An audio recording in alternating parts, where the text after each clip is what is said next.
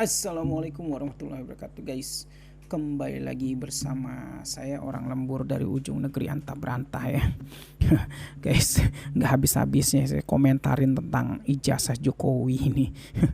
Ya, kalau ributin soal ijazah itu memang agak ribet ya. Karena sampai sekarang juga sidang di Pengadilan Negeri Surakarta atau Solo ya, masih berlanjut ya. Besok sidang terakhir tanggal 18 April ya 2023 ini, memutuskan nasib ya dari Gus Nur ya, yang dituduh mengabarkan kabar bohong terkait ijazah Presiden Jokowi. Tapi ijazah aslinya nggak pernah hadir tuh, guys. Rumit, guys, rumit. Nah, ini dari democracy.id ya. Ijazah Jokowi cuma berkas fotokopi dari penyidik. Bude, bos, ya iyalah. Cuma ijazah fotokopi doang semua orang juga bisa. Nah, yang dibutuhkan aslinya tuh kemana gitu loh. Yes. Nah, ini ada tulisannya dari Ahmad Kozinudin SI, sebuah ikhtiar untuk tegaknya keadilan di tengah masifnya kriminalisasi berdalih penegakan hukum. Waduh. Oleh Ahmad Kozinudin SI, advokat kuasa hukum Gus Nur ya.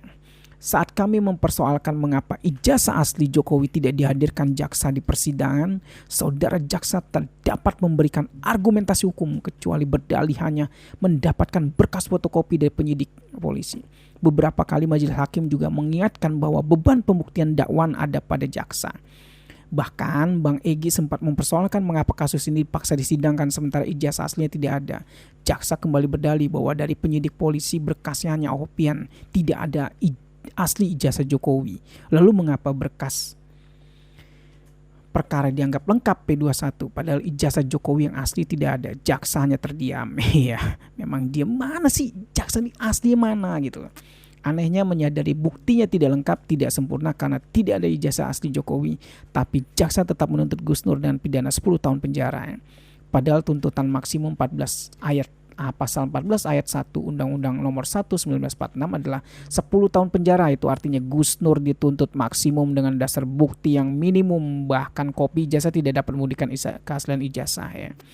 Nah, dalam banyak kasus pasal 14 ayat 1 Undang-Undang Nomor 1 1946 belum pernah digunakan untuk menuntut maksimum pada kasus lain kecuali dalam kasus Gus Nur ya. Ratna Sarumpait dituntut 4 tahun, Habib Rizik dituntut 6 tahun, Syahganda Nainggolan dituntut 6 tahun. Namun dengan pasal yang sama Gus Nur dituntut 10 tahun penjara. Ada apa nih ya? Selama menangani banyak kasus pidana dengan berbagai varian baik tipikor ITE, pidana umum berbasis KUHP, pidana khusus, penulis belum pernah mendapati pengalaman jaksa mengajukan tuntutan maksimum. Biasanya jaksa menuntut di bawah maksimum tuntutan yang diatur dalam norma. Memang betul ya, seharusnya seperti itu. Ini kira-kira ada apa ini? Hanya saja setelah penulis kaji ternyata masalahnya ada pada kasus Gus Nur yang melawan penguasa. Kasus ijazah palsu Jokowi adalah kasus yang sangat sensitif, kritik dan yang sangat tajam yang terkait dengan legalitas dan eksistensi jabatan seorang presiden. Dari situlah penulis paham mengapa jaksa tutup mata pada fakta persidangan dan tetap ngotot menuntut Gus Nur dengan pidana 10 tahun penjara. Unsurnya tidak terpenuhi. Kalau mubahalah ijazah palsu dianggap kabar bohong, maka harus dibuktikan dengan menghadirkan ijazah aslinya. Karena jaksa tidak menghadirkan ijazah asli Jokowi, maka konsekuensinya tidak ada kabar bohong. Bahkan patut diduga ijazah Jokowi benar-benar asli. Sebab jika ada aslinya, kenapa tidak dihadirkan di persidangan? Bukankah Jokowi juga berkepentingan untuk membersihkan nama baiknya? Ya, nah ini ya, menghimpun dukungan ya.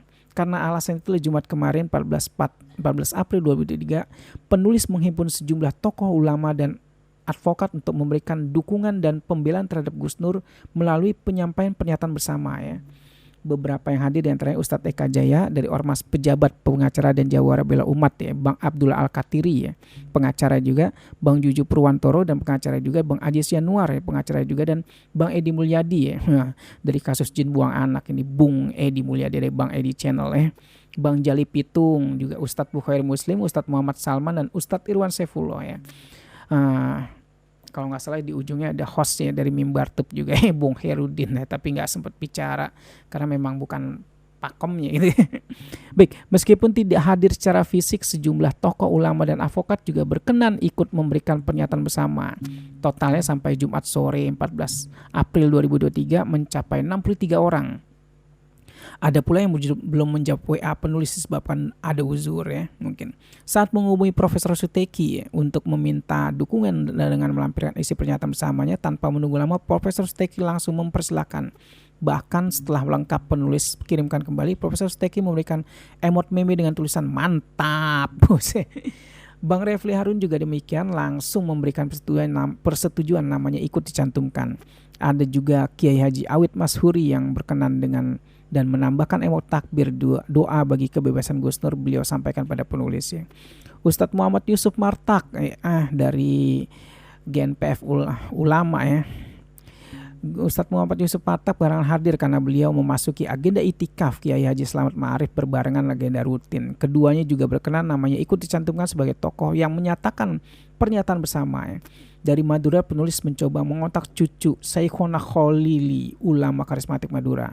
Beliau adalah Kiai Haji Toha Kholili yang juga bersedia namanya cantumkan. Lanjut ke Mojokerto, meminta persetujuan Kiai Haji Muhammad Asrori Muzaki dan Kiai Heru Elyasa. Kontak pula ke Pak Abdul Hamid Malang, ya.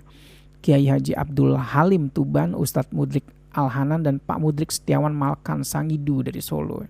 Mengontak Bunda Mary dan mendapatkan persetujuan sejumlah tokoh Lampung. Lanjut ke Ustadz Muhammad Evan dari Medan, rekan sejawat Akmal Kamil Nasution dan dari Kepri ya. Nah, pernyataan bersama ya.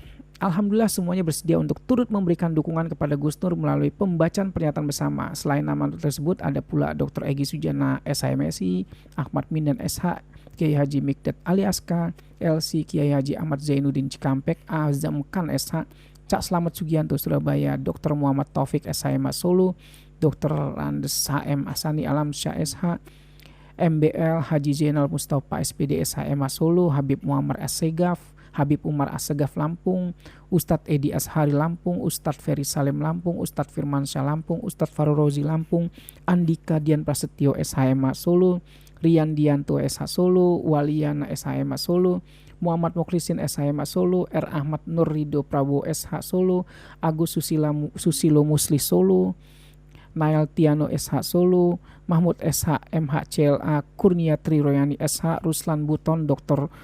Ramadhani Akrom, Norwidianto Shum Jogja, Haji Asrul Harun SH, MKN Dr. Heman Kadir SHM Hum, Ida Nurhaida Kusdianti Banten, Dayang Wahidin Ustadz Ferry Kustanto, Gus Muhammad Abbas Jateng hingga Ustadz Alfian Tanjung ya. Dalam pernyataan bersama kami sampaikan 4 hal, yaitu pertama, aktivitas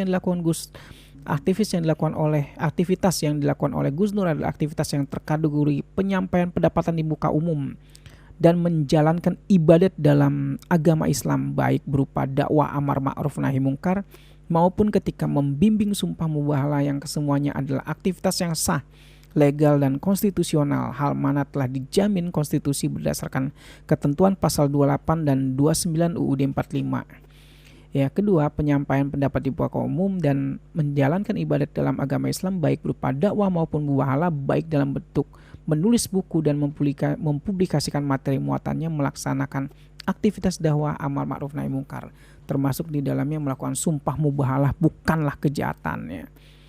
Karena itu aktivitas dimaksud bukan menyebar kebohongan yang menerbitkan keonaran, bukan menebar kebencian dan permusuhan berdasarkan sara, juga bukan penistaan agama, tidak melanggar pasal 14 dan 15 UU nomor 1 1946, pasal 28 ayat 2 junto, pasal 45A ayat 2 UU ITE dan pasal 156A KUHP sebagaimana didakwakan oleh jaksa penuntut umum ya. Ketiga, hingga proses akhir pemeriksaan persidangan tidak ada satupun ahli maupun saksi-saksi yang dihadirkan di persidangan yang pernah melihat atau mengetahui ijazah asli Jokowi, baik ijazah SD, SMP, SMA dan S1 ya. Karena itu segenap rakyat Indonesia memiliki hak atas kepastian keaslian ijazah asli presidennya agar tidak mewariskan legasi memalukan kepada generasi selanjutnya, karena republik ini tertuduh memiliki presiden berijazah palsu. Ngeri juga tulisannya.